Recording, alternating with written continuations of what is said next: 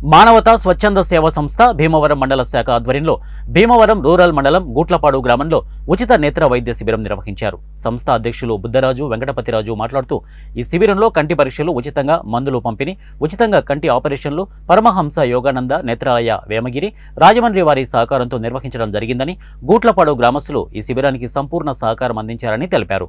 సంస్థ director Indukuri Prasadaraju, executive member Allu Srinivasulu మాట్లాడుతూ ఈ శిబిరంలో 120 మందికి కంటి వైద్య పరీక్షలు నిర్వహించగా 20 మందికి కళ్ళజోళ్లు అందించామని, 10 మందికి ఆపరేషన్లు పరమహంస యోగానంద నేత్రాలయ వేమగిరి రాజమండ్రిలో చేయిస్తున్నామని తెలిపారు.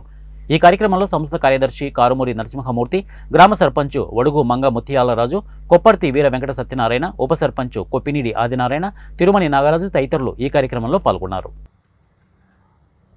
స్వచ్ఛంద సేవా సంస్థ భీమవరం మండల శాఖ ఆధ్వర్యంలో భీమవరం రూరల్ మండలం గోట్లపాడు గ్రామంలో ఈరోజు ఉచిత కంటి వైద్య శిబిరం నిర్వహించడం జరిగింది.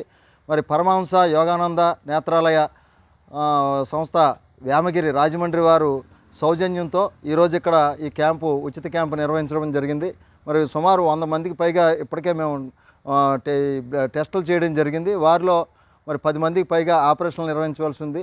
ఒక 20 మందికి కళ్ళజోళ్ళు వేయాల్సిందిగా మరి మా ఉచితంగా మందులు కూడా అందించడం జరిగింది. మరి మానవతా స్వచ్ఛంద సేవా సంస్థ మరి 2023 జూలైలో భీమవరంలో శాఖ ప్రారంభించినప్పటి నుంచి కూడా ప్రతి నెల కూడా సేవా కార్యక్రమాలతో పాటు ఇటువంటి వైద్య శిబిరాలు కూడా నిర్వహించడం జరుగుతుంది. మరి రాబోయే రోజుల్లో మానవతా స్వచ్ఛంద సేవా సంస్థ సభ్యుల సహకారంతో మరిన్ని సేవలతో ముందుకు వెళ్ళడం జరుగుతుంది. ఈ స్వచ్ఛంద సంస్థ భీమవరం శాఖ ఆధ్వర్యంలో ఈరోజు గూట్లపాడులో ఉచిత నేత్ర శిబిరాన్ని నిర్వహించడం జరిగింది.